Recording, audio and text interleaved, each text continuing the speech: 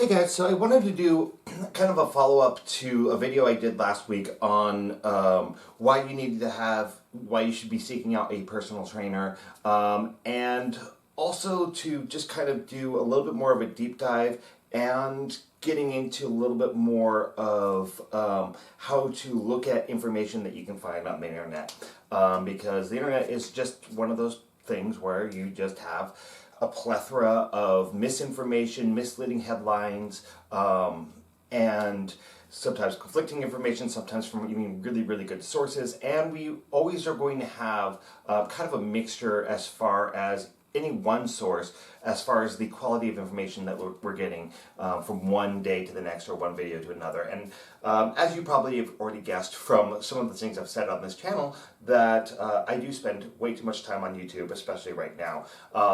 And so I wanted to first talk about, we're living in a tumultuous time politically, information-wise, when it comes to like misinformation that we're seeing in the media. And then part of the reason why we're seeing that misinformation is because there is a sales component and a view and a ratings component to the information that's getting put out there. And when you're watching my videos, you're probably going, oh god, this fucker never edits his videos, he doesn't like have a fancy screenshot that he puts on his videos, there's aren't like text things or advertisements, and I'm not ever schlepping anything to you, I'm not trying to sell you any products. I was actually just looking at a video that was talking about the money that the Athlean creator Jeff Cavalier makes doing his videos, as well as the products that he sells, his programs, his supplements, things like that. And it's kind of what's kind of prompted me to do this video particularly, is that one of my biggest criticisms of Jeff Cavalier, along with Sean Neljalani, I know I mispronounced your name, I apologize for that, and pretty much anybody that's an influence on there. Now, I said those two specifically because those are the two that I follow the most. So I actually have a tremendous amount of respect for both of those guys as far as the quality of the information that they're putting out there. Sometimes they will give me a new way of looking at exercise, a new way of looking at specific exercises. I usually take it on a more global scale than what they really intend to for a general audience, because I have to think of things in a corrective manner so that I don't injure my clients. But one of the things that just irks the hell out of me when it comes to those guys in particular is that when you, especially nowadays, when you're scrolling through YouTube and you come across any of their videos, they are saying things like, stop doing low rows, stop doing lat pull down, stop doing this, or this. And the headlines are always like this clickbaity, you need to see this information kind of thing, where the headline is the fake news. It is the false information. Just like with news, a lot of times, we want to say something that's explosive or controversial so that you click on the link and then you get into the video and you watch it. And once you get into those videos, you actually get relatively quality information from those guys. Things that would be approved by the National Academy of Sports Medicine or the American Council on Exercise, or any number of bodies that actually looks at the research and say, they probably look at that and say, okay, what they're saying there is actually pretty sound. Biomechanically, or when they're talking about the science of things, these are very well-informed people that are actually putting out very good quality information. But their headlines, if you just go by their headlines alone, are riddled with fake news. And so I would be very, very cautious when you like scrolling through those things and jumping to those conclusions. And I think it's actually a relatively unethical thing that they're doing when it comes to those things. The other thing about them is that both of these guys do have their own supplement products that they offer, and while they may actually have very good quality products, I don't know personally, I've never ordered them, I've never tested them, I don't have the education to go out and actually test these products.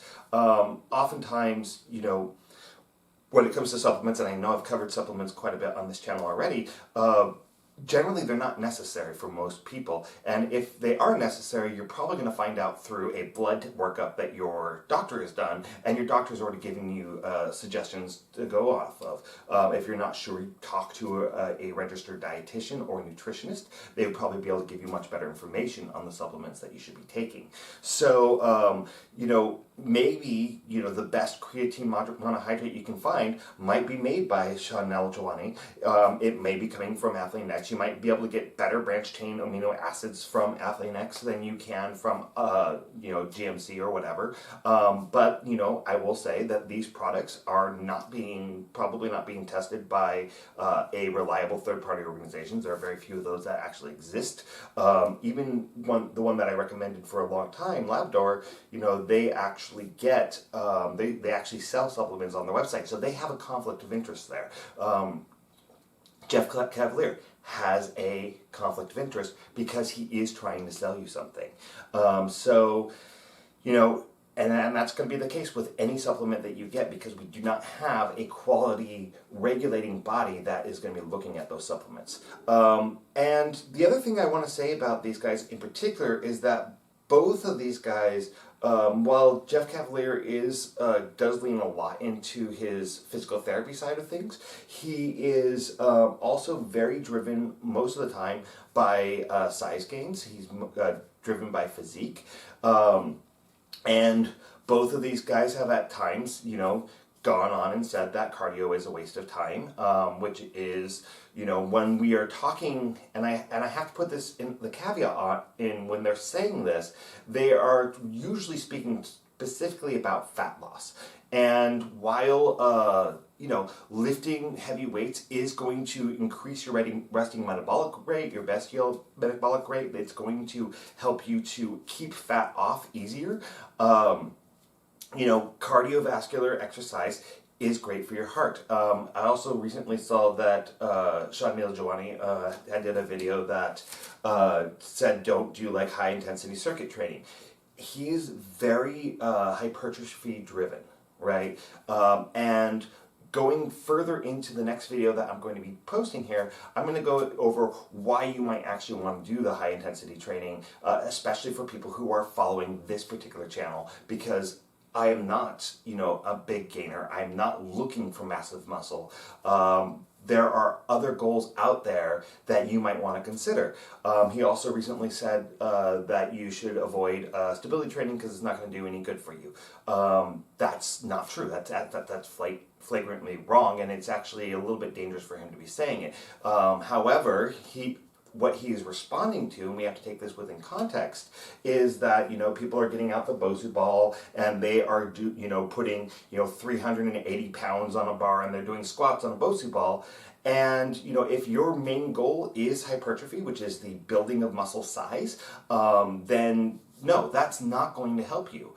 In fact, I wouldn't necessarily ever have somebody stand on a Bosu ball to squat something that heavy or heavy at all, because that's not the purpose of the Bosu ball, and you're not going to be getting the gains or the responses that you want when you're putting that kind of load on it. It's really about stabilization. We'll get into that here in a moment.